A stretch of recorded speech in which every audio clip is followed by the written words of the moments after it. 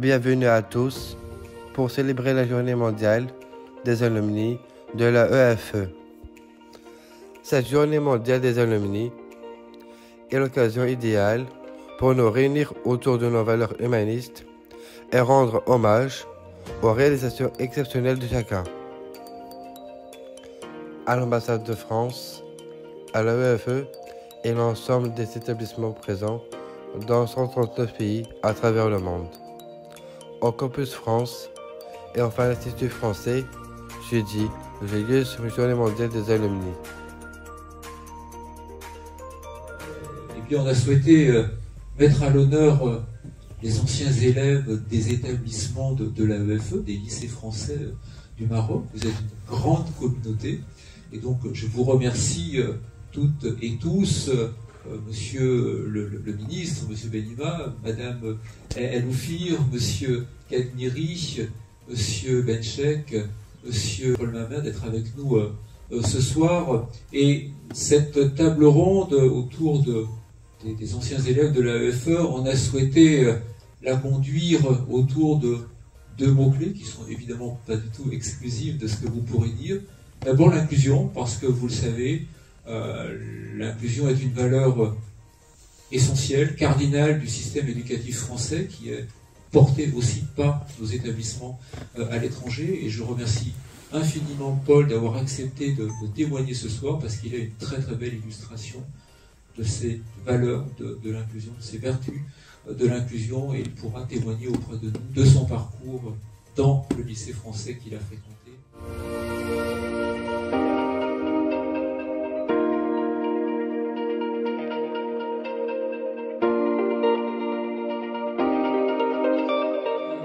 Poser ma première petite question à Monsieur le ministre.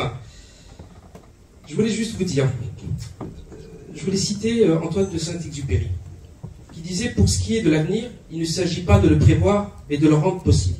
Monsieur Benima, ancien élève du lycée Descartes, votre parcours, vos études et vos fonctions, notamment de ministre, de PDG d'une grande compagnie aérienne, comment s'y prendre pour rendre possible cet avenir et réussir? Quelles qualités faut-il déployer et quels conseils pour nos futurs alumni, mais aussi pour nos alumni? Oui, je vais essayer de répondre à partir justement du fait que je suis un ancien élève de Descartes et me dire qu'est-ce qui fait qu'ayant été ancien élève de Descartes, hein, j'ai fait du latin jusqu'en terminale. J'ai fait de l'arabe à rythme renforcé.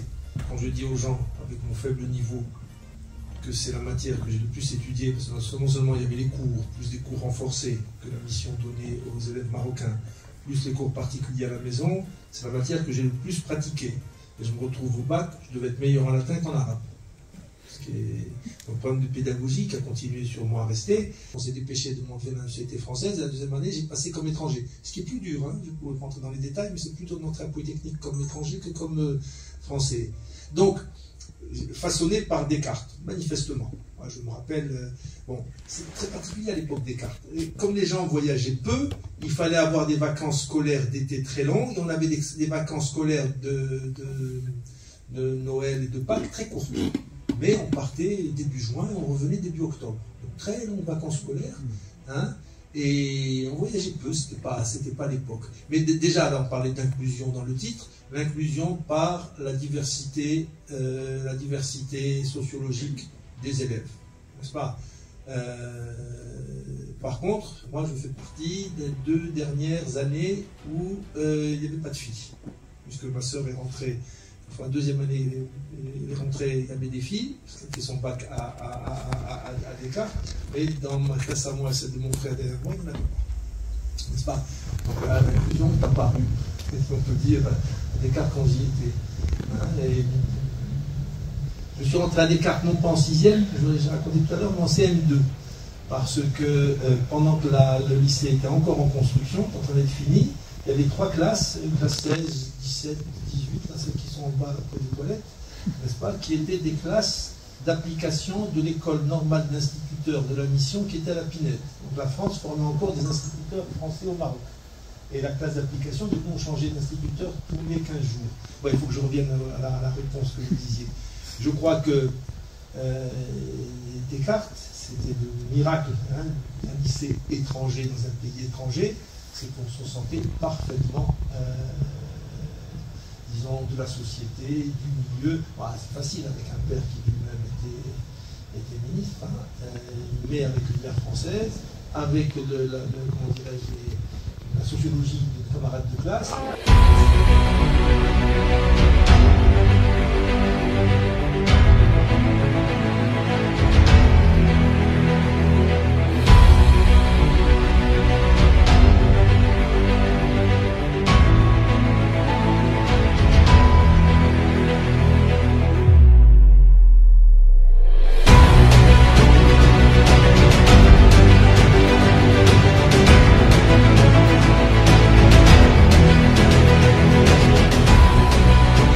Plaisir pour moi d'accueillir Paul. Merci Paul, que je connais. Je me vois encore lors des résultats du bac. Je vois encore la fierté de tous vos enseignants. Paul, premier élève, avoir la mention bien au baccalauréat. Voilà, bravo. Merci. Et, alors, Paul, vous étiez pas très longtemps bachelier, il y a 2 ans. Là, vous êtes étudiant. Vous êtes journaliste, concrètement, comment vous gérez tout ça maintenant dans votre situation? Comment ça se passe pour vous? Je vais juste préparer quelques mots pour vous. Alors, je suis ancien élève du lycée Descartes et le premier trisomique qui a eu son baccalauréat sur 139 pays. Actuellement, je continue mes études en journalisme à l'Institut supérieur de l'information et de la communication.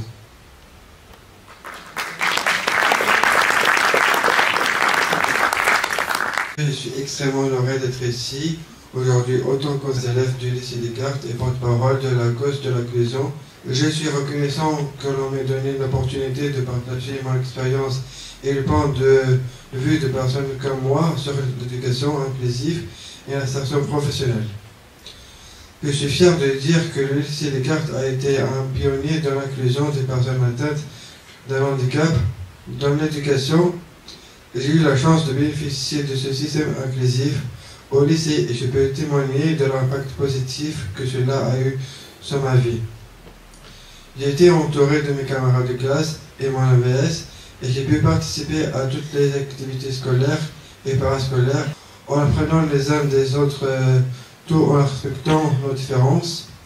L'enseignement inclusif a permis de briser les barrières de l'ignorance et a créé une compréhension. Les gens ne se limitent pas à l'éducation, elle doit également s'étendre au monde professionnel.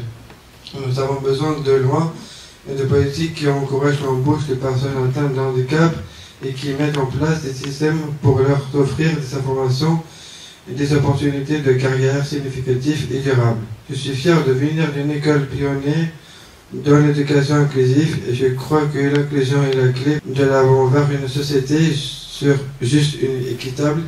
Pour tous ses membres, nous devons continuer à travailler ensemble pour éduquer et sensibiliser les gens de l'inclusion et pour créer un monde où nous sommes tous égaux, peu importe notre différence. Merci Paul. Bravo, bravo.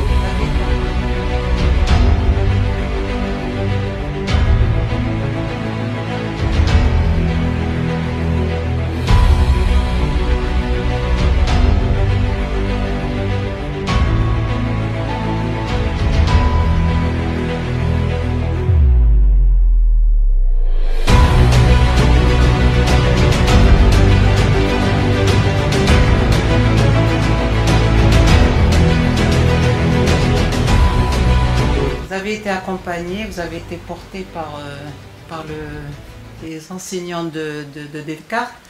Comment ça s'est passé l'inscription à l'Institut de journalisme? Comment avez-vous été? Est-ce que vous avez été accepté? Est-ce que ça a été facile? La poursuite d'études. C'était pas facile, c'était vraiment dur pour retrouver une personne qui voudrait m'accompagner dans une école de journalisme. J'avais besoin d'aide et aussi d'explications.